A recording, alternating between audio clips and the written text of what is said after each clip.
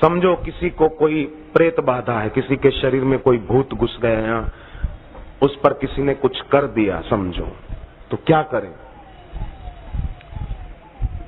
नारायण कवच एक किताब आती है छोटी सी, 2 रुपए की मिल जाएगी धार्मिक किताबों की दुकान में।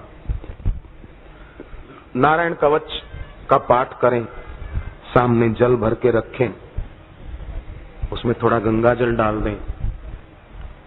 नारायण कवच का पाठ किया, फिर उसमें फूंक मारी, और जिसको तकलीफ है किसी भूत प्रेत आदि की, उसको पिला दें, थोड़ा उसके ऊपर छांट दें।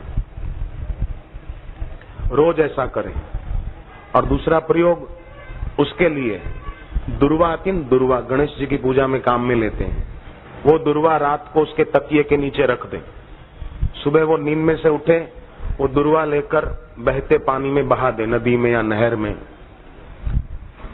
3 दिन रखें, रात को रखें, सुबह लेकर बहा दें, फिर रात को रखें, सुबह बहा दें, फिर तीसरी रात रखें, सुबह तकिए के नीचे से लेकर बहा दें। वो जब भी नींद में से उठे, फिर 6 रात और रखें, पर सुबह वो नदी में नहीं बहाएं, वो लेकर इकट्ठा कर लें। 6 रात का, रात को रखा, सुबह इकट्ठा कर लिया एक जगह, डब्बे में, किसी में भी।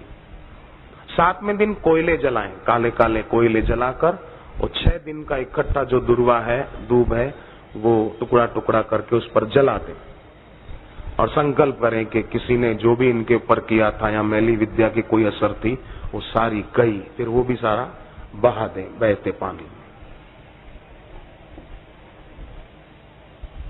और माला से जप करके वो माला उसके गले में पहना दे। वो खुद भी करे तो अच्छा है,